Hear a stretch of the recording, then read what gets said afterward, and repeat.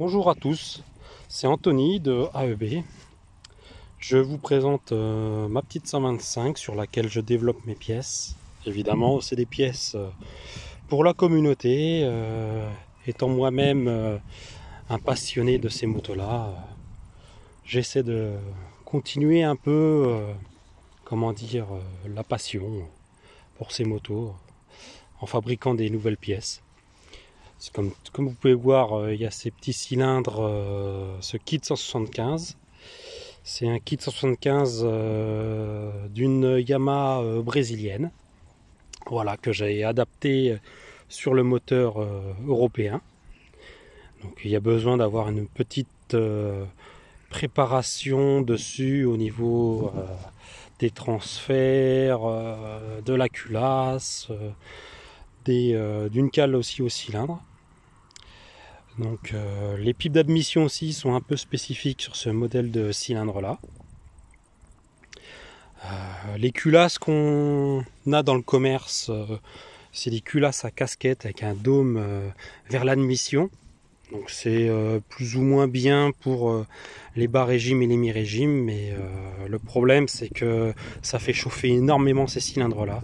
Moi quand j'avais fait mes premiers tests avec les culasses qu'on trouve un peu partout sur eBay, sur AliExpress, j'ai des culasses moulées, voilà, bon, ça fait chauffer les moteurs aux alentours de 180 degrés.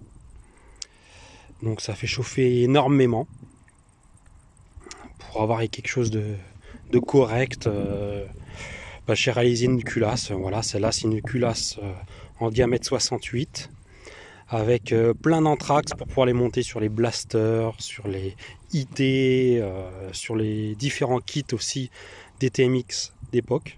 Comme il n'y a pas beaucoup de culasses en diamètre 66, je me suis dit que j'allais en faire. Voilà. Et donc du coup ça c'est le prototype. La série elle aura un autre design, des ailettes. Des ailettes qui vont aller sur le côté. Là j'ai fait quelque chose de rapide et de pas cher parce que bon c'est plus facile en usinage de faire des culasses on va dire à ailette droite comme ça, hein. Voilà.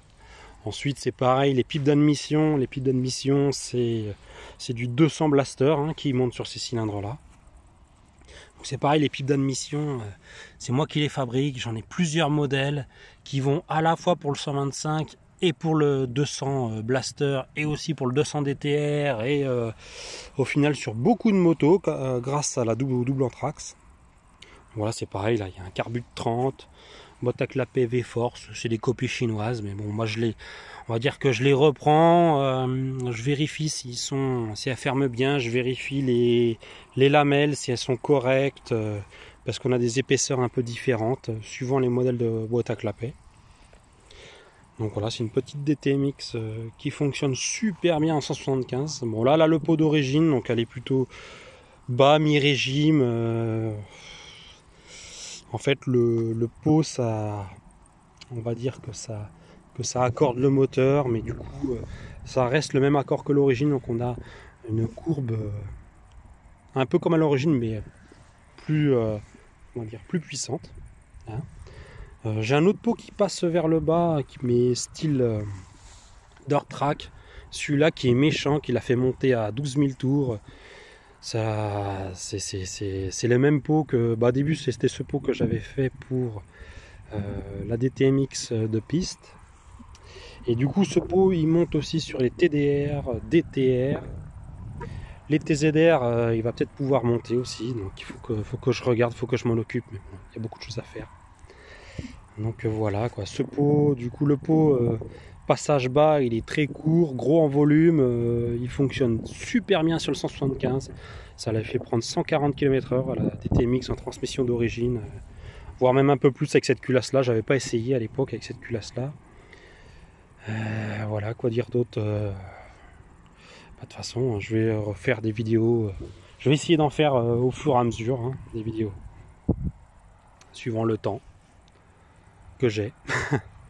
Voilà, de toute façon il y a déjà des vidéos qui courent de Mika 69 sur le pot d'échappement que j'avais fait pour la base DTMX. Il se trouve qu'il se monte pas trop mal sur TDR. Il avait fait une vidéo avec la TDR, elle avait le feu.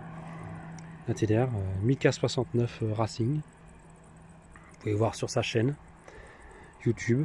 Voilà, bah écoutez, je vais vous la démarrer quand même pour vous montrer ce que ça fait, ce petit kit qui envoie plutôt pas mal. Il y a une admission et des transferts qui ressemblent pas mal au RDLC 125 et RDLC 350 aussi, mais bon, il y a des gros transferts. Donc allez, je vais vous la démarrer pour vous montrer.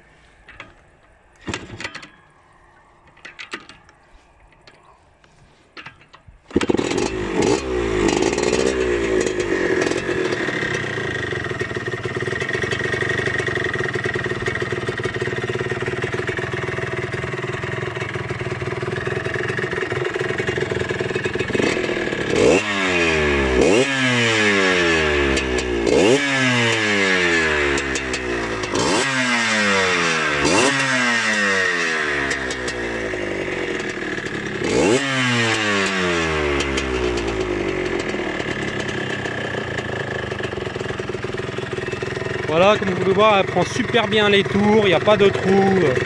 Pour l'enduro ou le cross, c'est pas mal du tout. Voilà. Bon allez, à plus tard.